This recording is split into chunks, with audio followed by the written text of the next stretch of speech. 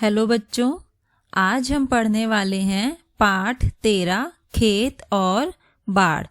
खेत के बारे में आप सभी जानते होंगे, आप लोगों ने देखे भी होंगे खेत और उनके बारे में सुना भी होगा।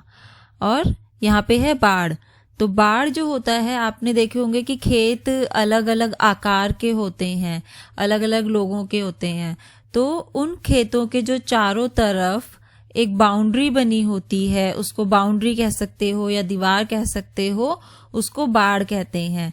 तो ये जो बाउंड्री बनी होती है, ये लकड़ियों से भी बनी हो सकती है, तारों से भी बनी हो सकती है, या फिर छोटे छोटे ईंटों से लोग बना देते हैं ताकि उनको पता चले कि वह उनका खेत कहाँ तक है, कितना बड़ा है। तो अब हम शुरू करते हैं पाठ 13 खेत और बाढ़। रहमत एक किसान है। वह अपने खेत को गेहूं उगाने के लिए तैयार कर रहा है। ये देखो, यहाँ पे रहमत है और उसके साइड में उसका खेत बना हुआ है। अब मुझे अपने खेत के चारों ओर बाड़ चाहिए। मुझे कितनी तार खरीदनी पड़ेगी? अब उसे अपने खेत के चारों तरफ बाड़ बनानी है, एक बाउंड्री बनानी है तार से। तो वो कह रहा है उसको कितनी तार खरीदनी पड़ेगी। रहमत पता करना चाहता है कि चारों तरफ से खेत के घेरे की लंबाई कितनी है। क्या तुम इस चित्र से यह पता कर सकते हो? हर बाजू की लंबाई उसके पास लिखी हुई है। तो ये देखो, ये खेत बना है और उसकी जितनी भी जो है दीवारें हैं, उस पे देखो उसकी लंबाई भी लिखी हुई है। 9 मीटर, 15 मीटर, 21 मीटर और 9 मीटर। अब हम पूरे खेत के घेरे की लंबाई कैसे निकालेंगे? हम इन चारों लंबाइयों को जोड़ देंगे, इनको जमा कर देंगे। तो जब हमने 9, 15, 21 और 9 को जोड़ा तो हमारा बन गया 54 मीटर। तो यहाँ पे देखो उसने लिखा है खेत का घेरा 54 मीटर लंबा है। रहमत ने बाड़ के लिए 70 मीटर तार खरीदा। अब उसने क्या करा, वो गया बाजार और 70 मीटर तार खरीद कर ले आया। अब यहाँ पे गणपत देखो यहाँ पे ही बना है। तो वो कहता है मुझे भी अपने खेत के लिए ऐसा ही करना चाहिए। क्या तुम मुझे बचा हुआ तार दे सकते हो? मैं उसे अपने खेत के लिए इस्तेमाल करूंगा। तो रहमत कहता है ओ जरूर, क्यों नहीं। रहमत ने गणपत को कितना तार दिया? तो ये हम कैसे पता करेंगे उसने कितना तार उसको दिया? वो कुल 70 मीटर तार खरीद कर लाया था और उसका जो खेत था उसका जो घेरे की लंबाई है वो 54 मीटर थी। तो इसका मतलब रहमत को 54 मीटर तार की जरूरत थी। तो 70 में से 54 को हम घटा देंगे। जब 70 में से 54 हमने घटा दिया तो बचा 16 मीटर, यानी कि रहमत के पास 16 मीटर तार बचा हुआ है जो कि उसने गणपत को दिया। तो यहाँ पे हम लिखेंगे रहमत ने गणपत को कितना तार दिया? 16 मीटर। अब आगे है, गणपत ने रहमत को धन्यवाद दिया और अपने खेत के आसपास बाड़ लगानी शुरू कर दी, लेकिन उसे और तार की जरूरत थी। तो ये देखो, ये गणपत का खेत यहाँ पे बना हुआ है। अब गणपत के खेत के घेरे की कुल लंबाई कितनी है? तो हम कैसे लंबाई निकालेंगे? जो खेत की जितनी भी हमें भुजाएं यानी कि साइड्स दी हैं, उसके साथ देखो उसकी लंबाई भी लिखी हुई है। तो इन सभी लंबाइयों को हम जोड़ देंगे, इनको जमा कर देंगे, जिससे कि पूरे खेत की लंबाई निकल जाएगी। तो अब हम 15 मीटर जमा 9 मीटर जमा 18 मीटर जमा 9 मीटर जमा 15 मीटर। तो जब हमने ये जोड़ा तो उसकी कुल लंबाई निकली 66 मीटर। तो गणपत के खेत के घेरे की कुल लंबाई है 66 मीटर। अब गणपत को अपने खेत के लिए और कितना तार चाहिए? तो घेरे की कुल लंबाई है 66 मीटर और 16 मीटर तार उसके पास पहले से है जो कि उसको रहमत ने दिया था। तो अब जो उसको तार चाहिए वो 66 मीटर घटा में 16 मीटर, तो बचा 50 मीटर। इसका मतलब गणपत को अभी 50 मीटर तार और चाहिए अपने खेत की बाड़ को पूरा करने के लिए। अब है अभ्यास का समय। यहाँ कुछ और खेतों के चित्र दिए गए हैं। पता करो कि सबसे लंबा घेरा किसका है। तो सबसे पहले हम खेत का चित्र देखेंगे। इसके चारों जो भुजाएं हैं उसकी लंबाई को आप जोड़ोगे। 6 मीटर जमा 15 मीटर जमा 24 मीटर जमा 15 मीटर। तो जब हमने ये जोड़ा तो इसके घेरे की लंबाई आई 60 मीटर। फिर हम खेत की घेरे की लंबाई देखेंगे। तो उसके लिए हम इसको जोड़ेंगे। सबसे पहले 6 मीटर जमा 3 मीटर जमा 6 मीटर जमा 6 मीटर जमा 12 मीटर जमा 9 मीटर। तो इसको जब हमने जोड़ा तो खेत के घेरे की कुल लंबाई निकली 42 मीटर। उसके बाद है खेत की 3 भुजाएं हैं, तो तीनों की लंबाई को हम जोड़ देंगे। 12 मीटर जमा 15 मीटर जमा 9 मीटर, तो इसकी कुल लंबाई निकली 36 मीटर। इसके बाद है खेत, जो कि देखो वैसे देखने से ही बहुत बड़ा लग रहा है, तो इसका घेरा भी बड़ा ही होगा। पर हम पहले इसकी भुजाओं की, इसकी जो साइड्स हैं उसकी लंबाई को हम जोड़ेंगे। तो 9 मीटर जमा 15 मीटर जमा 15 मीटर जमा 9 मीटर जमा 15 मीटर जमा 15 मीटर। तो जब हमने इसकी सारी लंबाइयों को जोड़ा तो उसका कुल निकला 78 मीटर। तो हमने देखा कि जितने यहाँ पे चारों जो खेत हैं इनमें से खेत के घेरे की लंबाई सबसे ज्यादा है, जो कि है 78 मीटर। अब है चंदू के पिता उसके गांव में जवान कहलाते हैं। 70 वर्ष की उम्र में भी वह स्वस्थ हैं। क्या तुम उनकी अच्छी सेहत का राज जानते हो? वह रोज सुबह सैर करने चंदू के खेत पर जाते हैं और खेत के चारों ओर चक्कर लगाते हैं। वह कुल मिलाकर कितनी दूरी तय करते हैं? तो नीचे पूछा है 4 गुना में खालिस्तान बराबर खालिस्तान मीटर और बराबर खालिस्तान किलोमीटर। तो अभी हम ये यहाँ पर हमें ये पता करना है कि जो चंदू के पिताजी रोज सुबह सैर करते हैं तो वह कितनी दूरी तय करते हैं। तो उसके लिए हम सबसे पहले जिस खेत के चारों तरफ वह चक्कर लगाते हैं उसके घेरे की कुल लंबाई हम निकालेंगे। तो आप यहाँ पे देख रहे हो ये खेत है, इसके एक साइड की लंबाई है 100 मीटर, फिर है 150 मीटर, फिर 100 मीटर और फिर से 150 मीटर। तो इन चारों भुजाओं की लंबाई, इन चारों साइड्स की लंबाई को हम जोड़ देंगे। तो जब हमने 100 मीटर जमा 150 मीटर जमा 100 मीटर जमा 150 मीटर को जोड़ा तो खेत के कुल घेरे की लंबाई निकली 500 मीटर। अब यहाँ पे वह कहते हैं कि वह रोज सुबह उसके 4 चक्कर लगाते हैं। तो 4 गुना में खेत के घेरे की लंबाई कितनी है 500 मीटर। तो 4 गुना 500 बराबर में आ गया 2000 मीटर।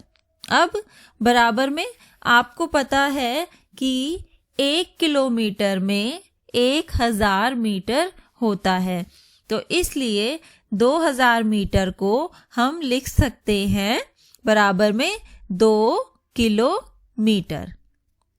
अब तीसरा सवाल है, पत्नी दर्जी की दुकान पर काम करती है।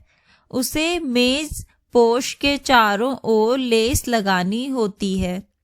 उसने 100 मीटर लेस खरीदी।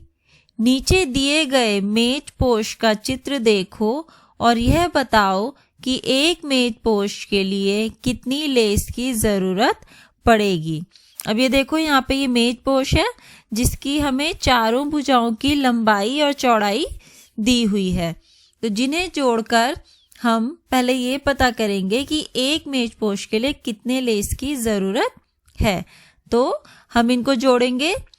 1 मीटर 50 सेंटीमीटर जमा 50 सेंटीमीटर जमा 1 मीटर 50 सेंटीमीटर जमा 50 सेंटीमीटर। तो आपको ये भी पता है कि 1 मीटर में 100 सेंटीमीटर होते हैं। तो यहाँ पे देखो जो जो भुजाएं हैं, जो लंबाई है उनकी 50 सेंटीमीटर और 50 सेंटीमीटर है। तो ये 1 मीटर बन गया। इसके बाद ऊपर जो चौड़ाई है, 2 चौड़ाइयों की हमें दे रखी है लंबाई, 2 चौड़ाइयों हमें दे रखी है 1 मीटर 50 सेंटीमीटर और 1 मीटर 50 सेंटीमीटर। तो इसमें भी जब आप जोड़ोगे तो 1 मीटर को हमने जोड़ा तो 2 मीटर बन गया। उसके बाद 50 सेंटीमीटर और 50 सेंटीमीटर को जोड़ा तो हमारा फिर से बन गया 1 मीटर। तो जब हमने चारों को जोड़ा तो हमें मिला 4 मीटर। तो इसका मतलब हुआ एक मेजपोश के लिए उसको 4 मीटर लेस की जरूरत पड़ेगी। अब वे पूछते हैं कि 3 मेजपोशों के लिए कितनी लेस की जरूरत पड़ेगी। तो अगर एक मेजपोश के लिए 4 मीटर की जरूरत पड़ रही है तो 3 के लिए हमें पड़ेगी 3 गुना में 4 यानी कि 12 मीटर। अब पूछा है बंडल में कितनी लेस बची होगी। अब उसने 3 मेजपोशों के लिए 12 मीटर लेस का इस्तेमाल कर लिया है और बंडल में कुल लेस थी 100 मीटर। तो 100 मीटर में से 12 मीटर इस्तेमाल करने के बाद जो लेस बचेगी वो होगी 100 घटा में 12। तो यानी कि उसके पास अब बंडल में बची है 88 मीटर लेस। अगला कार्य है खुद करके देखो। नीचे दी गई अलग अलग आकृतियों के घेरे की लंबाई पता लगाओ। इशारा तुम धागे का प्रयोग कर सकते हो। अब नीचे देखो ये यहाँ पे 4 आकृतियां आपको दी हुई हैं, क, ख, ग और घ। तो इनकी आपको लंबाई पता करनी है। अब उन्होंने आपको कहा है कि इसकी लंबाई आप धागे के प्रयोग से पता कर सकते हो। तो धागे के प्रयोग से आप कैसे पता करेंगे? आप सबसे पहले इस किसी भी एक आकृति यानी कि हम क आकृति की बात करें तो आप किसी एक पॉइंट पे पहले धागे को रखोगे। उसके बाद धागे को उस पॉइंट पे रख के पूरी आकृति के ऊपर धागे को ले जाते हुए सेम उसी पॉइंट पे जहां से आपने लंबाई नापना शुरू किया था, पूरी आकृति करते हुए वहीं पर धागे को ले जाओगे। तो जितना धागा वहां पर इस्तेमाल होगा वो आकृति की लंबाई होगी।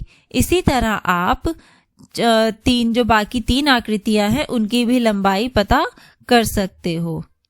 अब है खाना गिनो और पता लगाओ। हर एक आकृति में कितने खाने हैं? तो हम सिर्फ उन खानों को गिनेंगे जो कि हमें पूरे तरीके से बना हुआ दिख रहा हो। तो सबसे पहले हम क आकृति में जाते हैं। तो क आकृति में वैसे तो देखो बहुत सारे खाने हैं, लेकिन अगर हम देखेंगे कि पूरा वर्ग आकार का आकार सिर्फ एक ही है तो हम इसमें सिर्फ एक खाने को ही गिनेंगे, बाकी पूरे नहीं है, कंप्लीट नहीं है, तो इसलिए हम उनको नहीं गिनेंगे। फिर है ख आकृति। ख आकृति में भी अगर आप देखोगे कि जो पूरे तरीके से खाना बना हुआ है वो है सिर्फ 2 खाने। फिर ग आकृति में हमने देखा कि 3 खाने बने हुए हैं और घ आकृति में हमने देखा कि सिर्फ 2 खाने बने हुए हैं। इसके बाद आपसे सवाल पूछा है कि किस आकृति में सबसे कम खाने हैं। तो हमने देखा कि जो क आकृति है उसमें सबसे कम खाने हैं, यानी कि एक ही है उसमें। फिर पूछा है किस आकृति में सबसे ज्यादा खाने हैं। तो जो ग आकृति है जिसमें कि 3 खाने बने हुए हैं उसमें सबसे ज्यादा खाने हैं। अब है सवाल 2। 20 सेंटीमीटर लंबा धागा लो, उसके सिरों को जोड़ते हुए अलग अलग आकृतियां बनाओ। इसे अगले पृष्ठ पर बने चौकोर खानों पर करो। अब आपको क्या करना है, देखो जैसे यहाँ पे ऊपर ये बना हुआ था, यहाँ पे चौकोर खाना बना था, उसमें ये अलग अलग आकृतियां बनी हुई थी। अब आपको एक 20 सेंटीमीटर धागा लेना है और नीचे जो आपको दिए हैं चौकोर खाने, इसमें आपको अलग अलग तरह की आकृतियां बनानी है। और उसके बाद आपको पता करना है कि हर आकृति में कितने खाने हैं। जैसे अभी हमने ऊपर पता करा था, जो कि पूरा खाना आपको पूरा बना हुआ दिखाई दे, सिर्फ आप उसी को गिनोगे। फिर आप ये पता करोगे कि सबसे बड़ी आकृति कौन सी है। फिर आपको पूछा है कि सबसे छोटी आकृति कौन सी है और हर एक आकृति का घेरा कितना है। तो ये आप यहाँ पे पता करोगे, ठीक है, आपको ये इसमें बनाना है। फिर है सवाल 3। तो सवाल 3 में हमें बोला है कि 2 वर्गों को जोड़कर तुम कितनी अलग अलग आकृतियां बना सकते हो। नीचे दिए गए चौकोर खानों पर दर्शाओ हर एक आकृति का घेरा कितना है। अब देखो जैसे यहाँ पे इन्होंने ये बनाया हुआ है 2 वर्गों को जोड़कर, तो अब आपको क्या करना है, इसी तरह आपको भी अलग अलग तरह की आकृति बनानी है 2 वर्गों को जोड़कर, और यहाँ पे चौकोर खानों में आपको ये दिखाना है। और फिर उसके बाद उस आकृति का घेरा आपको बताना है। और आकृति का घेरा कैसे बताओगे आप? धागे की मदद से, धागे का इस्तेमाल करके। उसके बाद आपको बोला है कि इस गतिविधि को 3 वर्गों के साथ भी करो। अब जैसे ऊपर देखो यहाँ पे 2 वर्गों को करके बना रखा है, तो आप 3 वर्गों का इस्तेमाल करके भी आकृति बना सकते हो। तो यह कार्य आपको करना है इसमें। अब है अभ्यास का समय। एक वर्ग का घेरा 12 सेंटीमीटर है। तो देखो यहाँ पे ये आपको एक वर्ग दिया हुआ है क, जिसका की घेरा 12 सेंटीमीटर है। उसके आपसे फिर पूछा है क, इस वर्ग के एक कोने से 1 सेंटीमीटर का छोटा वर्ग काट दिया गया है। अब देखो ये ख आकृति में जो वर्ग बना है, इसमें से देखो 1 सेंटीमीटर का छोटा वर्ग काट दिया गया है, देखो साइड में दिख रहा है। आकृति ख का घेरा ज्यादा होगा या कम, उसकी लंबाई पता लगाओ। तो हमने देखा कि ख जो है वर्ग, उसकी हमें लंबाई निकालनी है। लंबाई कब निकालनी है? जो उसके एक कोने से 1 सेंटीमीटर का छोटा वर्ग काट दिया है उसके बाद। तो अब हम इसकी लंबाई निकालते हैं। तो हमने देखा कि जो आकृति क का जो घेरा है उसकी तो हमें दी हुई है लंबाई। देखो जो चारों साइड्स हैं, चारों भुजाएं हैं, उसकी देखो लंबाई हमें दे रखी 3 सेंटीमीटर जमा 3 सेंटीमीटर जमा 3 सेंटीमीटर जमा 3 सेंटीमीटर। तो ये हो गया 12 सेंटीमीटर। अब हम निकालेंगे आकृति ख की लंबाई। तो उसके लिए जो सबसे ऊपर वाली लाइन थी उसमें से देखो 1 सेंटीमीटर ये काट दिया है। तो हम इसको क्या करेंगे, हम इसमें जोड़ेंगे, हम इसको 3 सेंटीमीटर कम कर दिया, तो 3 सेंटीमीटर से 1 सेंटीमीटर कम हो गया, तो वो बचा 2 सेंटीमीटर। उसके बाद 2 सेंटीमीटर में हम जमा करेंगे जो हमारी ये जो काटा है, इसमें देखो 2 भुजाएं बन गई है और दोनों की लंबाई जो है वो 1-1 सेंटीमीटर है। तो अब हम जोड़ेंगे 2 सेंटीमीटर जमा 1 सेंटीमीटर जमा 1 सेंटीमीटर, और फिर जो साइड की 3 सेंटीमीटर थी इसमें से भी 1 सेंटीमीटर कम हो गया है, तो इसको भी हम 2 सेंटीमीटर जोड़ेंगे। और नीचे वाली रेखा पूरी है तो ये 3 सेंटीमीटर, और फिर जो बाएं वाली रेखा है वो भी पूरी है तो वो भी 3 सेंटीमीटर। तो इस तरह जब हमने 3 सेंटीमीटर जमा 2 सेंटीमीटर जमा 1 सेंटीमीटर जमा 1 सेंटीमीटर जमा 2 सेंटीमीटर जमा 3 सेंटीमीटर जोड़ा, तो आकृति का ख का घेरा जो है वो भी 12 सेंटीमीटर ही आया। तो आकृति क का घेरा भी 12 सेंटीमीटर है और ख का घेरा भी 12 सेंटीमीटर है, तो वो ना तो कम है ना ही ज्यादा, बल्कि ये दोनों ही बराबर हैं। अब है ख। ख में अगर 1 सेंटीमीटर का वर्ग काट दें ताकि आकृति ग बन जाए तो ग का घेरा कितना होगा। अब उन्होंने क्या करा है, उन्होंने अब 1 सेंटीमीटर का वर्ग यहाँ पे काट दिया और फिर कहा है कि देखो अभी आकृति अलग आकृति बन गई है, अब आपको इसकी निकालनी है लंबाई।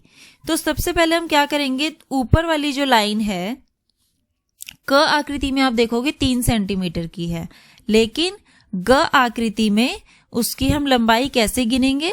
सबसे पहले हम उसको ऊपर गिनेंगे 1 सेंटीमीटर,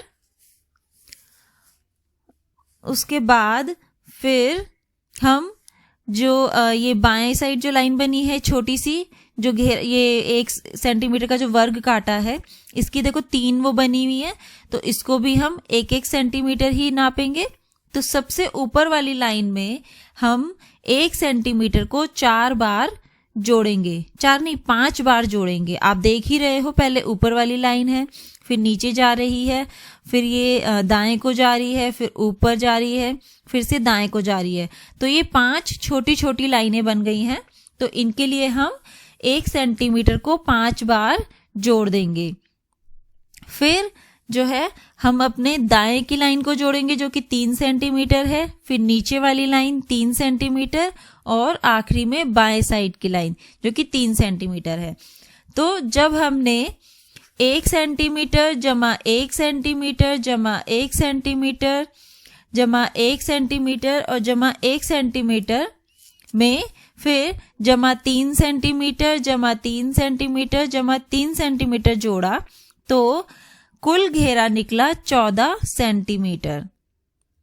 तो जो ग आकृति है इसका कुल घेरा निकल गया 14 सेंटीमीटर। अब नीचे कहा है सवाल 2 में कि नीचे दिए गए वर्ग घ के घेरे की लंबाई पता करो। अब घ जो है हमें दे रखा है यहाँ पे, इसमें हमें जो वर्ग है इसकी 4 भुजाएं दी है और चारों भुजाओं की लंबाई हमें दी है 5 सेंटीमीटर। तो हम इस 5 सेंटीमीटर को 4 बारी जोड़ देंगे, 5 सेंटीमीटर जमा 5 सेंटीमीटर जमा 5 सेंटीमीटर जमा 5 सेंटीमीटर। तो जब हमने इसको जोड़ा तो निकला 20 सेंटीमीटर। तो घ के घेरे की लंबाई है 20 सेंटीमीटर। अब आपको कहा है वर्ग घ में से 1 सेंटीमीटर के 8 वर्ग काट दिए गए। आप यहाँ पे देख रहे हो जो है साइड में ये है जो कि नई आकृति ण बन गई है। तो जो ण आकृति है इसमें देखो 1 सेंटीमीटर के 8 वर्ग इन्होंने काट दिए हैं।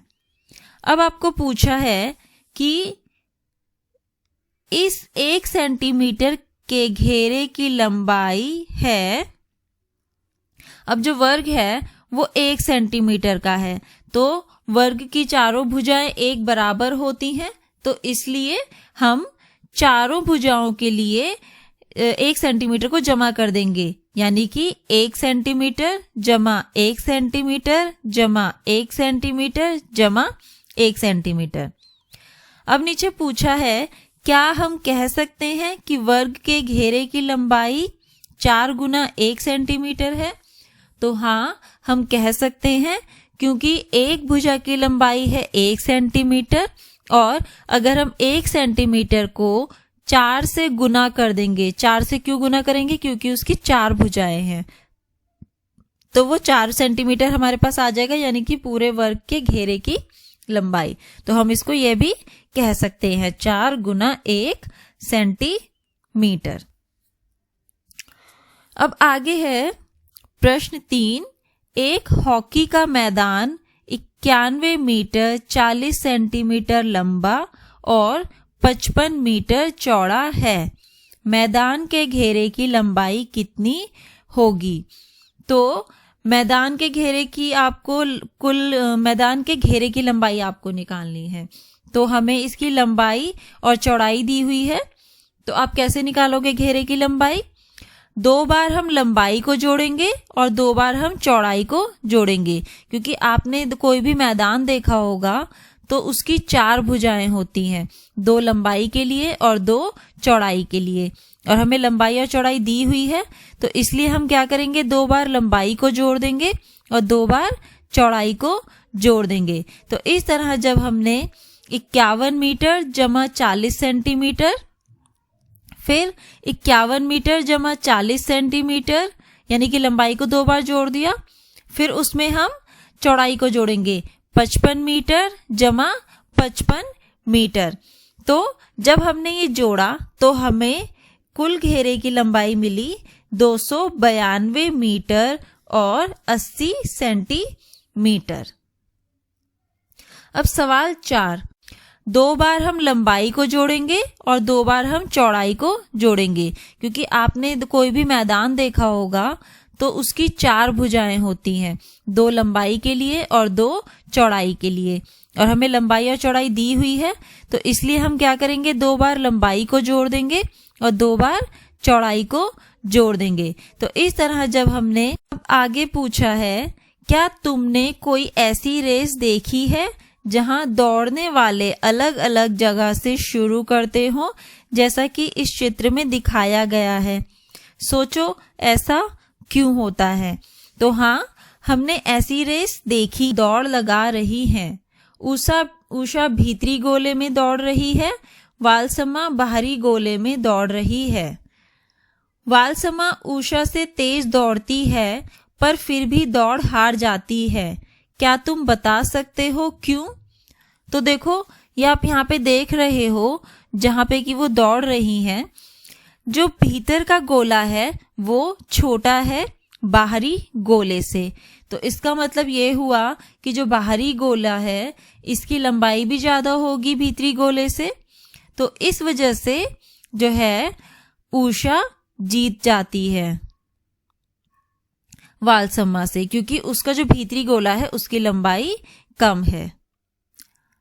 अब आगे पूछा है, क्या तुमने कोई ऐसी रेस देखी है जहां दौड़ने वाले अलग अलग जगह से शुरू करते हो, जैसा कि इस चित्र में दिखाया गया है? सोचो ऐसा क्यों होता है? तो हाँ, हमने ऐसी रेस देखी है, और रेस को दौड़ने वाले अलग अलग जगह से इसलिए शुरू करते हैं ताकि सबके भागने की दूरी बराबर हो जाए। अब देखो, अगर ये सारे जो अंदर का देखो, यहाँ पे 4 गोले बने हुए हैं, तो आपको देखने से ही पता चल रहा है जो सबसे अंदर का गोला है वो सबसे छोटा है, फिर उसके बाहर का गोला उससे थोड़ा और बड़ा है, फिर उससे बाहर का गोला उससे थोड़ा बड़ा है, और जो सबसे बाहर का गोला है वो सबसे ज्यादा बड़ा है।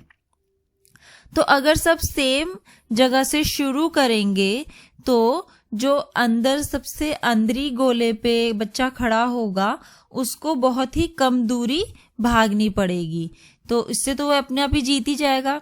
तो इसलिए क्या किया जाता है, उनको अलग अलग जगह से दौड़ शुरू करवाई जाती है ताकि सबकी दूरी बराबर हो सके।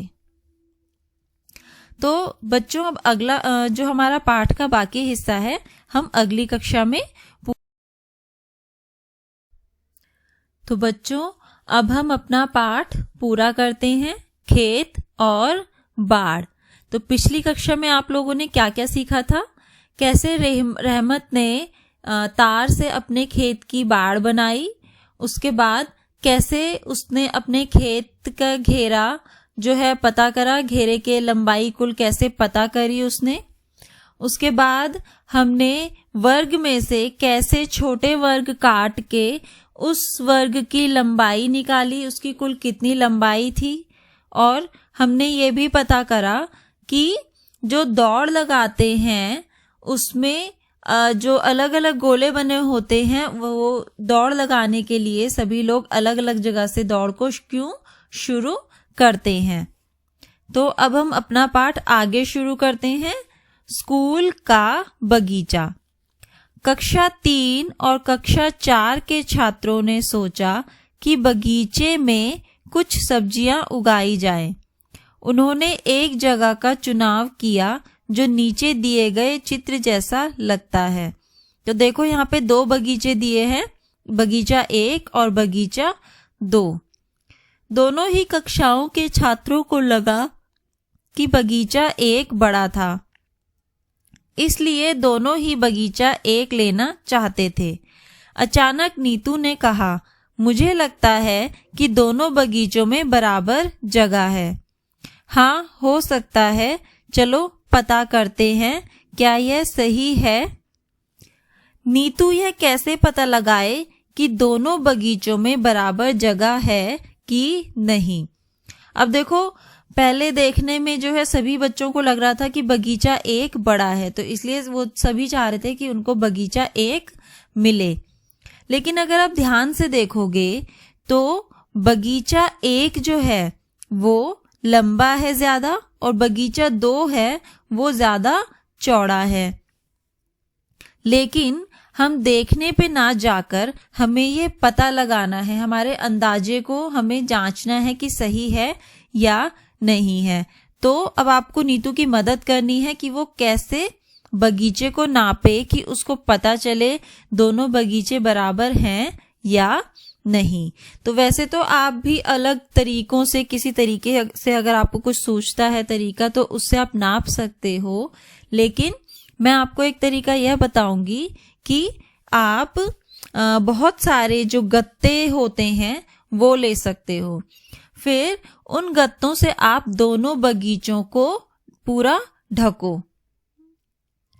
उसके बाद आपको क्या करना है, लेकिन गत्तों को एक के ऊपर एक नहीं रखना, गत्तों को अलग अलग करके पूरे बगीचे को ढक देना है।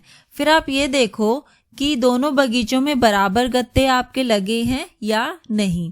अगर दोनों बगीचों में आपके बराबर गत्ते लगे हैं तो इसका मतलब दोनों बगीचे आपके बराबर हैं। अब है अगला कार्य, चलो कुछ करके देखें। तो नंबर 1, अपनी कक्षा में रखी मेज को देखो। सोचो कि उस पर कितनी गणित की किताबें रखी जा सकती हैं। जैसे देखो यहाँ पे साइड में एक मेज है जिसमें कि उसने अपनी किताब रखी है। तो आपको भी क्या करना है, मेज लेनी है और उस पर अपनी गणित की किताबें रखनी है। और आपको ये देखना है, पहले आपको अंदाजा लगाना है। आप अपनी किताब को देखिए और मेज को देखिए और एक अंदाजा लगाइए कि आप कितनी किताब अपनी मेज पर रख सकते हो। याद रहे कि किताबें एक दूसरे पर ना रखी हों और किताबों के बीच में जगह भी ना बचे। और आपको ये ध्यान रखना है कि किताबें पहले तो एक दूसरे के ऊपर नहीं होनी चाहिए, दूसरा किताबों के बीच में खाली जगह भी नहीं होनी चाहिए। अब अपना अंदाजा यहाँ लिखो। अब आपको क्या करना है, आपने जो अंदाजा लगाया है, जैसे कि आपने एक मेज देखी सामने, फिर आपने अपनी किताब का आकार देखा और आपको लगा कि इस मेज में 5 या फिर 6 किताब आ सकती हैं। तो आपने जो अंदाजा लगाया है वो आपको यहाँ पर लिखना है। अब अपने अंदाजे की जांच करो, तुम कितनी किताबें रख पाए। तो तो अभी तक तो आपने अंदाजा लगाया था।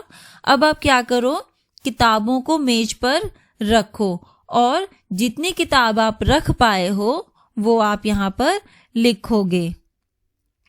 तुम्हारे अंदाजे में और किताबों की संख्या में कितना अंतर है?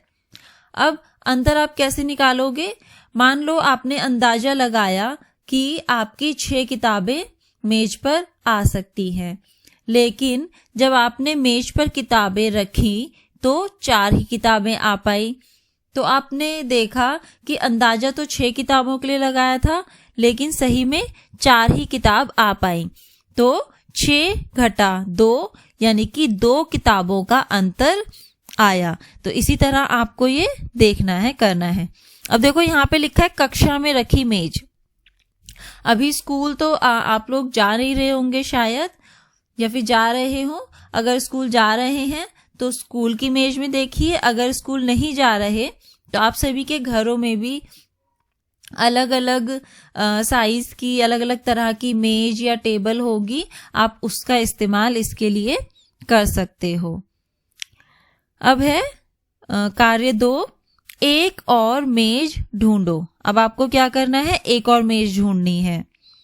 उसके बाद यहाँ पे पूछा है क्या यह मेज पिछली मेज से बड़ी है? तो जो पहले आपने मेज देखी थी उससे ये मेज बड़ी है। अगर बड़ी है तो आप हाँ पर निशान लगाइए और नहीं है तो नहीं पर। फिर है ख, अंदाजा लगाओ कि इस मेज पर गणित की कितनी किताबें आ सकती हैं। अब जो आपने दूसरी मेज देखी है उस पर आपको अंदाजा लगाना है कि आप कितनी किताबें इस पे रख सकते हो। आपको रख कर नहीं देखनी, आपको पहले अंदाजा लगाना है देखकर कि कितनी किताबें आप इसमें रख सकते हो, और वो यहाँ पर आप लिखो। फिर ग, अपने उत्तर को जांचो, तुम गणित की कितने किताबें रख पाए। अब आपको क्या करना है, पहले की तरह जांचना है, यानी कि किताबें मेज पर रखनी है और देखना है कि आप कितनी किताबें रख पाए हो। फिर घ, दोनों मेजों के आकार में अंतर है कितनी किताबों का, यानी कि पहली मेज में आप कितनी किताबें रख पाए थे और इस मेज में कितनी किताबें आप रख पाए हो। तो जितनी किताबों का अंतर होगा वो यहाँ पे आप लिख सकते हो। माना सोचो कि पहली मेज में आपने 6 किताबें रख ली और अब जो दूसरी मेज है उस पर आपने 8 किताबें रख ली, तो आप ये कह सकते हो कि 2 किताबों का अंतर है। अब है कार्य 3, गणित की कितनी किताबों को अखबार के एक पन्ने से ढक सकते हैं। कितनी किताबें, अब आपको क्या करना है, अभी तक तो आप मेज पर रख रहे थे, अब आपको एक अखबार लेना है और उससे अपनी गणित की किताब को ढकना है। आपको एक पन्ना लेना है अखबार का और जितनी किताबें आप ढक पाओगे वो यहाँ पे आप लिखोगे, कितनी किताबें आपने ढकी। तो मेरे ख्याल से 4 किताबें ढक जानी चाहिए एक पन्ने से, लेकिन आप इसको करके देखो कि आपने अखबार के एक पन्ने से कितनी किताबें ढकी और फिर वो संख्या यहाँ पर आप लिख दोगे। अब तुम अपनी गणित की किताब को अखबार के आधे पन्ने से ढकने की कोशिश करो। अब आपको क्या करना है, अखबार का आधा पन्ना, पहले आपने एक पन्ना लिया था, अब उसका आधा कर दोगे और उस आधे पन्ने से आपको अपनी किताब ढकने की कोशिश करनी है। फिर है क्या तुम अपनी किताब को इससे छोटे कागज से ढक सकते हो। तो अब आपको ये देखना है, पहले आपने एक पन्ने से ढकी, फिर आपने आधे पन्ने से ढकी, अब आपको उस आधे पन्ने से भी छोटा कागज करना है और ये देखना है कि आप उससे ढक पाते हो या फिर नहीं। अगर आपकी किताब ढक जाती है तो आप लिखोगे कि हाँ, हम अपनी किताब को इससे छोटे कागज से भी ढक सकते हैं, और अगर नहीं ढकती है तो आप लिखोगे कि नहीं, इससे छोटे कागज से किताब नहीं ढक सकती। अब है घ, वह सबसे छोटा कागज ढूंढो जिससे तुम अपनी किताब को ढक सकते हो। पता करो कि क्या तुम्हारे दोस्त ने तुमसे छोटा कागज इस्तेमाल किया। अब आपको देखना है कि सबसे छोटा कागज आपको निकालना है जिससे कि आपकी किताब ढक जाए। और अब आपको अपने दोस्त के साथ देखना है कि आपके जो दोस्त है उसने जो सबसे छोटा कागज निकाला है वो आपके कागज के बराबर है या तुमसे छोटा कागज उसने इस्तेमाल किया है। कार्य है च क। इस चित्र में सबसे बड़ी पत्ती कौन सी है। तो आप इस चित्र में देखो 4 पत्तियां दी हुई हैं। इसमें आपको बताना है कि सबसे बड़ी पत्ती कौन सी है। तो देखने में देखो 2 पत्तियां जो है वो सबसे बड़ी लग रही है। एक हमें लंबाई की वजह से बड़ी लग रही है और दूसरी चौड़ाई की वजह से। तो हम ये कह सकते हैं कि पत्ती 1 और पत्ती 2 जो है वो सबसे बड़ी है। फिर है बगीचे से कुछ पत्तियां इकट्ठी करो, हर एक को इस चौखाने वाले कागज पर रखो। अब आपको क्या करना है, बगीचे से आप कुछ पत्तियां लाओ और इस चौखाने वाले कागज पर आपको उनको रखना है। उनके किनारों का घेरा बनाओ और पता करो हर एक पत्ती में कितने खाने हैं। फिर आपको क्या करना है, उन पत्तियों का घेरा बनाना है और फिर उसके अंदर कितने खाने हैं। खाने आपको पता है ना कैसे गिनने हैं, जो कि पूरे खाने आपको दिख रहे हों वो आप गिनो कि उसमें कितने खाने हैं। उसके बाद जो आप पत्तियां लाए हो उनमें से आप देखो कि सबसे बड़ी पत्ती कौन सी है और फिर देखो कि सबसे छोटी पत्ती कौन सी है। ये आपके लिए अभ्यास कार्य है, इसको आप जरूर करिएगा। फिर है कार्य 5 क। इस हरे रंग के बड़े वर्ग में 1 सेंटीमीटर वाले कितने छोटे वर्ग हैं। तो देखो यहाँ पे हरे रंग का एक बड़ा वर्ग है जिसमें 1 सेंटीमीटर वाले छोटे वर्ग बने हुए हैं। तो आपको ये पता करना है कि इसमें कितने वर्ग बने हैं। इसका ख सवाल है, क्या तुम छोटे वर्गों को गिने बिना उनकी संख्या जल्दी से पता करने का तरीका सोच सकते हो। तो देखो इसके 2 तरीके हैं इनको गिनने का। सबसे पहला तरीका कि आप एक एक करके सारे वर्गों को गिनो, जैसे कि 1 2 3 4 5 6 7 8 9 10 11 12। तो ऐसे करके आप सारे वर्गों को गिनोगे, लेकिन इसमें क्या है थोड़ा सा टाइम ज्यादा लगता है। तो हमें कोई बोला है कि आपको दूसरा तरीका बताना है जिससे कि आप जल्दी से इसको गिन सको। तो हम क्या करेंगे, सबसे पहले हम अपना लंबाई में एक लाइन में कितने खाने बने हैं वो हम गिन लेंगे। तो हमने देखा कि लंबाई में एक लाइन में हमारे खाने बने हैं 1 2 3 4 5 6। तो हमारे 6 खाने बने हैं। उसके बाद आप क्या करोगे कि चौड़ाई में आप गिनोगे कि कितने खाने बने हैं। तो चौड़ाई में जब हमने गिना तो 1 2 3 4 5 6। तो हमारे लंबाई में भी 6 खाने हैं और चौड़ाई में भी 6 खाने हैं।